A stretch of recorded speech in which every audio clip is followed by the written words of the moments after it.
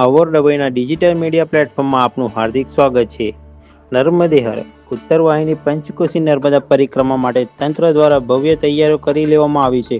આવનારી 19 માર્ચથી 17 એપ્રિલ 2024 સુધી ચાલનારી આ 30 દિવસીય યાત્રામાં શ્રદ્ધાળુઓને કોઈ તકલીફ ન પડે તે માટે રાજ્ય સરકારે 10 કરોડ રૂપિયાના ખર્ચે સુવિધાઓનો ધોધ વહાવ્યો છે.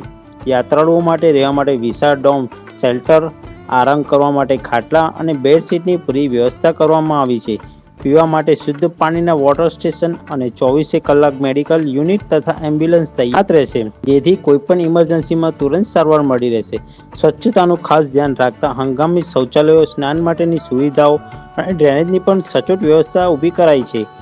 સુરક્ષાની વાત કરીએ તો આ ભીડને નિયંત્રણ કરવા માટે પહેલીવાર IFID આધારિત હેન્ડ કાઉન્ટ સિસ્ટમનો ઉપયોગ થશે. ઠેર ઠેર પોલીસ બૂથ, વોચ ટાવર અને બેરિકેડિંગ લગાવવામાં આવે છે, જેથી શ્રદ્ધાળુઓ નિર્ભય બનીને પરિક્રમા કરી શકે. રાત્રિના સમયે પણ ઝળહળતી લાઇટો અને CCTV સર્વેલન્સની સુરક્ષા કવચ મજબૂત બનાવવામાં આવ્યું છે. વિશેષ વાત એ છે કે સરકારે 5.7 કરોડના ખર્ચે કાયમી ઇન્ફ્રાસ્ટ્રક્ચર તૈયાર કર્યું છે, જે ભવિષ્યમાં આવતા શ્રદ્ધાળુઓ માટે પણ આશીર્વાદરૂપ બનશે. તો તૈયાર થઈ જાઓ આ પવિત્ર યાત્રાનો લાભ લેવા માટે, જ્યાં ભક્તિની અને સુવિધાઓનો સંગમ જોવા મળશે. નર્મદે હર.